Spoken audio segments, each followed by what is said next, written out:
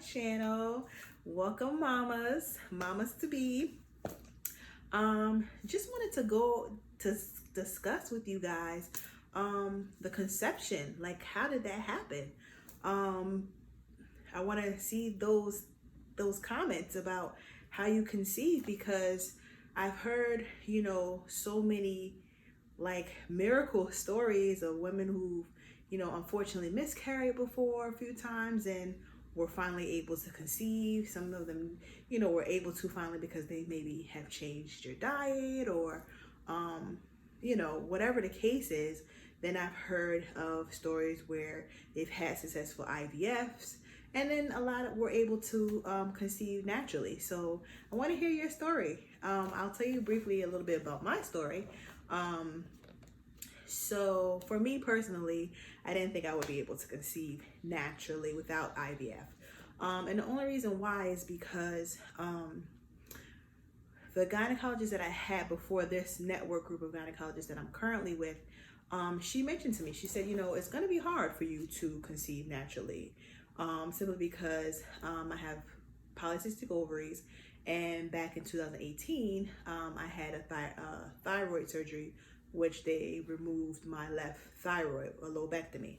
So she was like, it's going to be hard. And, when you get close to being ready, we need to have a discussion. We need to talk about it on things that you might need to take or do in order to conceive. So I was just like, all right, so for me, it was like, all right. In my mind, mentally, I just prepared for not being able to conceive naturally. Like, it just being something that I would have to try to like really work hard on, because she mentioned it. And because also, I was off of birth control since 2014. We're in 2020, and it didn't happen. So I'm just like, I guess it can't happen, So that was another reason why. But just to rewind a little bit, so like I mentioned, back in 2014, I was diagnosed with having polycystic ovaries. So for those of you who are not aware of what polycystic ovaries is where you have a lot of cysts on your ovaries, and they're small, like pearl-like cysts.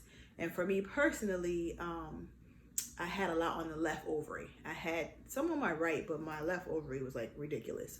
So I never really took any medicine for it, actually. I know some women take metformin or some other prescribed medications to assist with like a missed period and things of that nature. So I've really been great, lucky, because I didn't have to actually take any medicine to bring my period on. For me, my period would come, it would come every month for the most part, but it wouldn't come like clockwork like when I took birth control. So it would come like maybe at the end of one month into the next month, and that kind of thing, or the middle of the month, and it just would come at weird, funky times. So like for me, it would come like at 41 days, 43 days, 45 days, kind of like that type of thing. So, but I never really had to take anything. And there were a few occasions where my doctor would prescribe me progesterone, because it would be kind of like, all right, well, where's my period? And she's like, we'll take this if it doesn't come in a certain amount of days. I never really did take it, because as soon as I would go to her and she would prescribe it, it would come like within a few days after. So for me, my polycystic ovaries caused like some cramping during my period, like a lot of cramping during my period. But that was like one of the main symptoms that I had. I did have a little extra weight in my stomach, but nothing like super crazy or out of the ordinary that a healthier diet couldn't fix. But that was when I was, like I mentioned, I was diagnosed with that in 2014.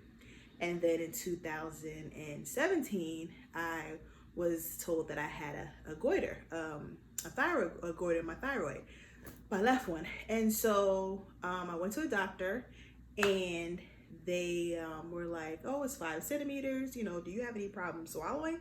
And I was like, no, that's, it's fine. Like, I didn't feel it. And until they like kind of brought it to my attention. So they were like, okay, we want you to test it. We want you to go for testing and do a biopsy. So got the biopsy done, and it was suspicious for malignancy. So I'm like, great. Like, it would have to be me that has like suspicious for malignancy. It can't be benign or malignant, it's suspicious for. So they tested me like 3 more times, same thing came back, suspicious for malignancy. So I'm just like, gosh. So because my whole thing was like, I didn't want to have it if it really was malignant, but then I also didn't want to take that chance just in case it was, and you know, that whole spiel. So anyway, I got a second opinion, went to another doctor, and she basically was like, listen, you know, if you're gonna have a cancer, thyroid cancer is one of the, I won't say safer ones. That's not really how she worded it. I don't remember how she worded it, but she's like, if you're gonna have it, this is a better one to have. I mean, at the end of the day, me personally, I'm like, I don't want to have any kind of cancer, but that's basically how she worded it. Like, if you're gonna have a cancer, it's the better ones because for the most part, they're encapsulated and they don't like spread or move around. But the whole idea of having something cancerous in your body is just like nerve-wracking and gives you anxiety and stuff. And so she's like, you don't have to get the surgery right away, but you also don't want to wait too long. So instantly I'm like, okay, she's not rushing me to do it. I did a little research. So I'm like, you know what? Maybe if I change my diet, go vegan, maybe, you know, this will help. Maybe it'll shrink a little bit. Because in my mind, I'm like, if it goes down even a 1/16 of an inch, I'm not having a surgery, right? So I was vegan for like 10 months. And like I started off like raw for a little bit, and then I started doing like cooked vegan food and smoothies and juicing and all this stuff. And you know, it didn't work. Like the size of it didn't increase or decrease. And it's not to say that it wouldn't have worked, but I did start to get nervous. Like that nervousness and that anxiety set in a lot. So I was just like, you know what? Let me stop playing around with this thing and just get it done. So the doctor that I got this second opinion from, she did the surgery, and initially while I was still under, you know, they chopped it up a bit and they didn't see anything in there. So I'm like, what? I did this surgery and they didn't see anything in there, but I'm like, you know what? I guess safe than sorry, whatever. But then they took it for further testing or examination.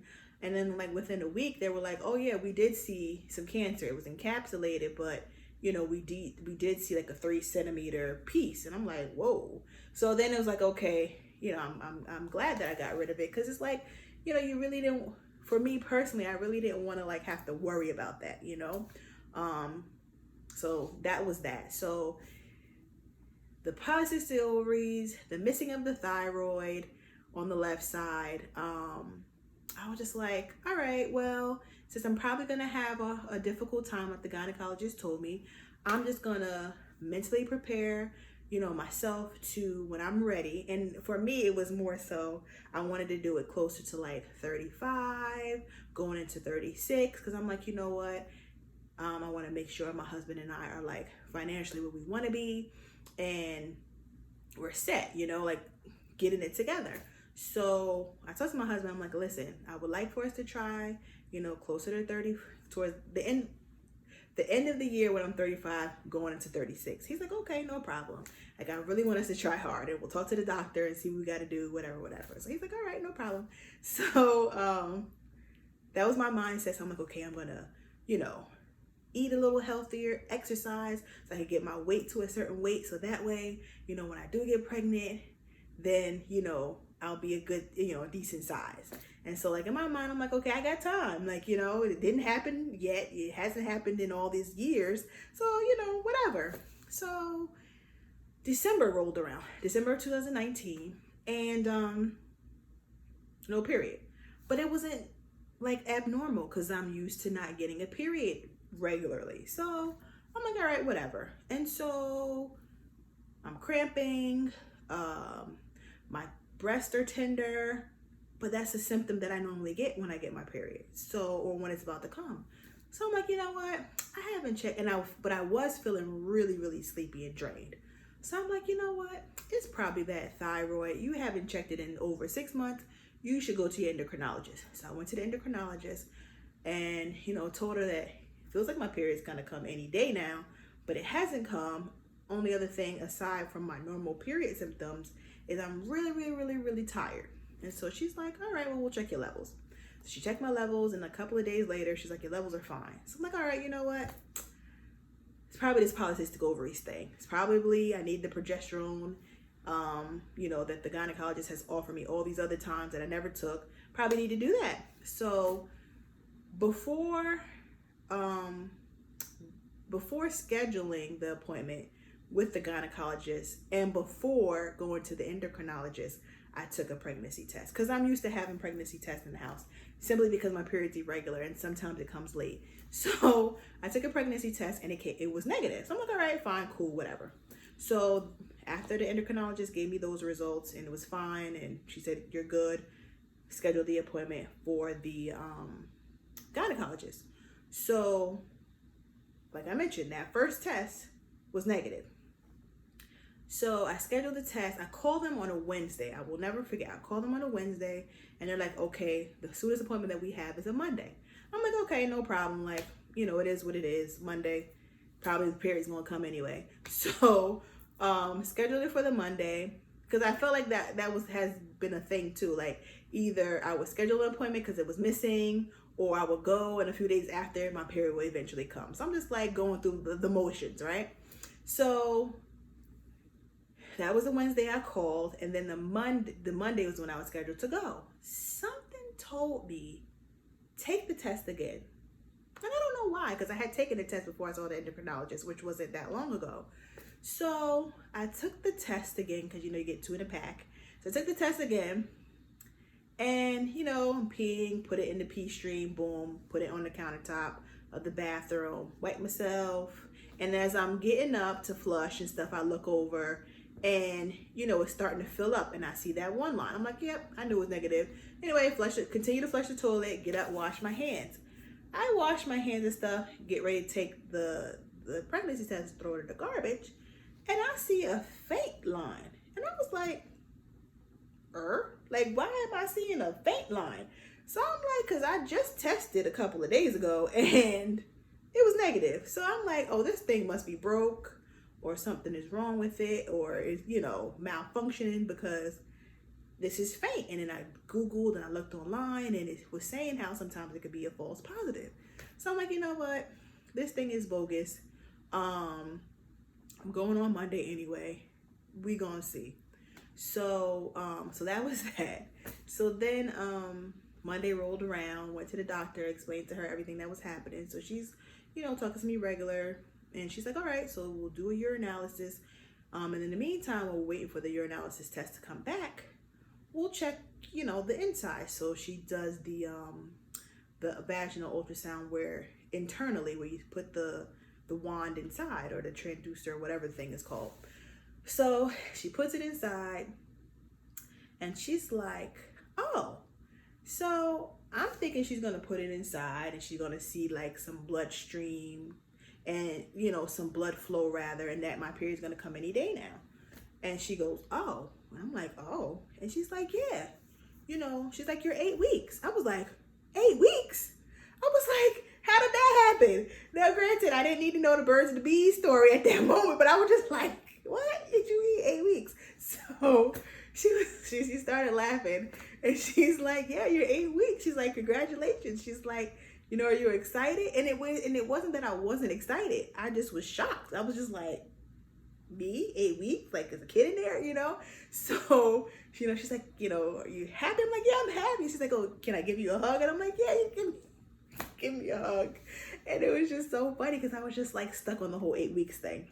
And, she checked for a heartbeat. The heartbeat was there, and she gave me a sonogram picture, and she told me like she would to follow up in 10 weeks and, go from there, and like prescribe me some prenatals. And I was just like, 8 weeks, like what in the world? So as I leave the appointment, I call my husband in the car. Excuse me. Call my husband in the car, and I'm like, guess what? He's like, what? I'm like, I'm pregnant and I'm 8 weeks. And he's like, 8 weeks? Like, he couldn't get over the 8 weeks either. Like, we were both like stuck on stupid with this whole 8 weeks thing. So I'm just like, this is crazy. Like, we're having a kid, like we're having a baby, So it was just like so surreal, just like crazy, so surreal. Like, it was a combination of happy and this is not really happening feeling, and just a mixture of emotions. So I remember I was not far from Burger King, and I got the Impossible Whopper. I got the Impossible Whopper, and like I could barely eat it because I was so excited. Like I was super happy. Like I was hungry, but I was happy. There's just like so much happening, so much going on. And so yeah, that was my conception story. It happened in November sometime, early November. And we found out at 8 weeks, December 23rd, and I was just like, what? So, you know, I'm very humbled by this experience in general. Like, I love kids, always have loved kids, and, you know, definitely have always wanted to be a mom. But I had come to terms with, you know, the fact that, you know, it'll be hard or might not even happen. So, you know, it is what it is. And I had the conversation with my husband, and he's like, okay, you know, we'll try, and if we can't, then, you know, it is what it is. Maybe we'll look into adopting or whatever the case is. So I had my mind made up, and, you know, I kind of gave up a little bit too, you know. And so it was a humbling experience because it's like a miracle, you know, and it's a blessing. And I'm just like truly grateful and truly thankful that I have the opportunity to be a mom, and the opportunity to have so far been healthy in carrying this baby and bringing new life into the world. And so it's giving me hope, like, you know, not to give up and to always have faith and to always just keep pressing forward, not with just this, but with anything. And so for those moms out there that have had the struggle, you know, my hats are off to you, and I send you positive vibes and encouragement. And for those who may still be trying, you know, please do not give up. You know, hang in there. You know, I know it's tough, and I know that, you know, it's not something that's easy to do versus to say, but at the end of the day, just hang in there as much as you possibly can, because anything is possible with having faith and being positive and just being hopeful. That goes a long way. So I thank you guys for tuning in. But like I mentioned in the beginning of the video, please share and comment about your conception story, because it's interesting to know like how it occurred for everybody, and you know how long it took for it to happen for you, you know, and if there were any issues, because it's how, you know, it's good for us to communicate and let each other know and keep each other in the loop about these types of things. So once again, thanks for tuning in, and I'll see you guys next time.